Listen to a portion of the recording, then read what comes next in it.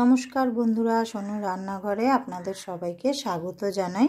আমি এই কড়াইতে একটু মাছ পাতায় বসিয়েছিলাম, এই জন্য তেল লেগে রয়েছে, আপনারা বুঝতেই পারছেন। তো এই কড়াইটা গরমই আছে, আর একটুখানি গরম হয়ে গেছে। এবার আমি এতে সর্ষের তেল দেব। আমি আজকে বানাচ্ছি, এই যে বন্ধুরা, এই যে সিমগুলো দেখছেন, এগুলো আমাদের গাছের সিম। এই যে পুঁই শাকটা দেখছেন, এটা আমাদের গাছের পুঁই শাক। আর এই যে মটরশুঁটিগুলো দেখছেন, হ্যাঁ, কাঁচা লঙ্কা নিয়েছি, আর নিয়েছি একটুখানি ফুলকপি, একটুখানি ক্যাপসিকাম, একটুখানি বিনস 4-5টা, আর নিয়েছি একটা আলু ছোট, আর নিয়েছি এই যে পালং শাক। হ্যাঁ, আমি এইগুলোকে দিয়ে একটা চচ্চড়ি করব। তো আমি কীরকম করে বানাবো সেইটাই আপনাদের সাথে শেয়ার করব। কড়াই গরম হয়ে গেছে, কড়াইতে দিচ্ছি সর্ষের তেল। যে সর্ষের তেল দিলাম কড়াইতে। এবার দেব একটু পাঁচফোড়ন আর তেজপাতা দিয়ে দিচ্ছি। পাঁচফোড়ন, আপনারা পাঁচফোড়ন যদি না থাকে তাহলে আপনারা এই জায়গায় জিরে বা কালো জিরেও ব্যবহার করতে পারবেন। এবার এই যে একটা তেজপাতা ফাটিয়ে নিয়েছি, দিয়ে দিলাম, আর 2টো শুকনো লঙ্কা ফাটিয়ে নিয়েছি, দিয়ে দিলাম। এগুলো দিয়ে আমি একটু নাড়িয়ে দিলাম। এবার এই তেলে আমি সিম, ফুলকপি, আলু, ক্যাপসিকাম, পালং শাক সব এতে দিয়ে দেব। তো প্রথমে আমি পালং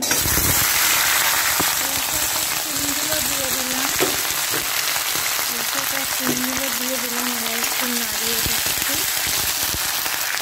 এবার আমি এই যে একটুখানি ক্যাপসিকাম, ফুলকপি, আলু নিয়েছি, এটাও দিয়ে দিলাম, বিনস দিয়ে দিলাম, এগুলোকেও একসাথে নাড়িয়ে দেব, ভালো করে মিশিয়ে নেব।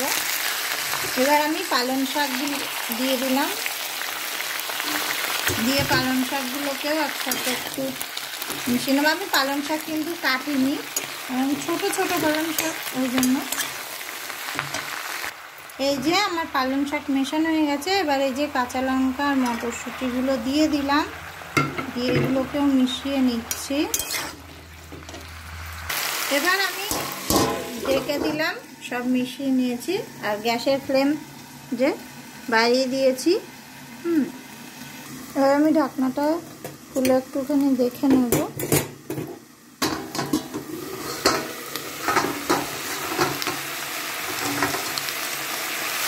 একটু নাড়িয়ে নেব।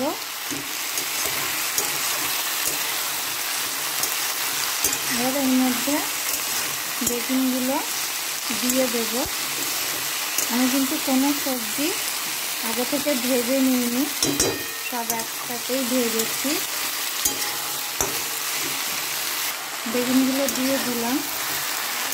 এবার আবার একটু ভালো করে মিশিয়ে নেব। এতে কিন্তু আমি এখনো নুন হলুদ কিছুই দিইনি। এই যে ভালো করে মিশিয়ে নিয়েছি, এবার এতে নুন হলুদ দেব। যে নুন দিলাম, আর একটুখানি দেব নুন, আর একটুখানি নুন দিয়ে দিলাম। হলুদ দিচ্ছি, আর একটুখানি হলুদ দিলাম।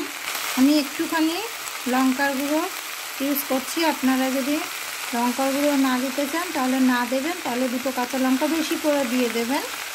আর দিচ্ছি জিরের গুঁড়ো, ধনিয়ার গুঁড়ো, একটুখানি সবজির মশলা দিয়ে দিচ্ছি। এই সবজির মশলা আপনারা যে কোনো মুদিখানার দোকানে পেয়ে যাবেন।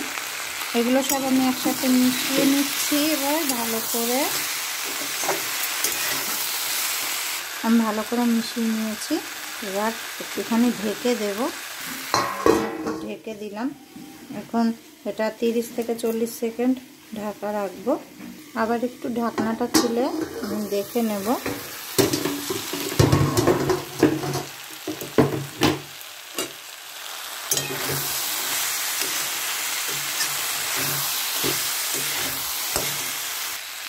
যখন পুঁই শাক আর পালং শাকের জল ছেড়ে যাবে তখন আবার গ্যাসের ওভেনটাকে কিন্তু কমিয়ে দেবেন, না হলে কিন্তু তরকারিটা পুড়ে যাবে।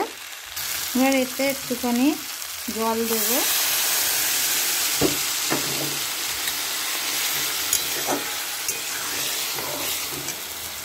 এটা একটু ঢেকে দিচ্ছি। আবার আমি একটুখানি এটাকে করে দেখে নেব। অল্প জল দিয়েছিলাম আমি যেহেতু। দিয়ে দিচ্ছি। যে এটা তো চচ্চড়ি, ওই জন্য এইরকমই হবে। এই যে সব সিদ্ধ হয়ে গেছে।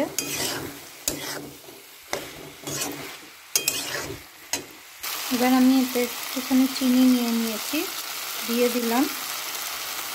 চিনিটা অপশনাল, আপনারা যদি না চাইবেন তো নাও দিতে পারেন। এবার আমি এটাকে ভালো করে একটু মিশিয়ে নেব। এবার আমি নামিয়ে নেব। তো বন্ধুরা নামিয়ে নিচ্ছি, গ্যাস বন্ধ করে দিলাম। তো এই যে নামানো হয়ে গেছে। আর বন্ধুরা ভিডিওটি যদি ভালো লাগে লাইক করবেন, শেয়ার করবেন, চ্যানেলটাকে সাবস্ক্রাইব করবেন। তো বন্ধুরা আপনারা সবাই ভালো থাকবেন, সুস্থ থাকবেন। দেখা হবে আবার নেক্সট ভিডিওতে। তো বন্ধুরা বাই বাই।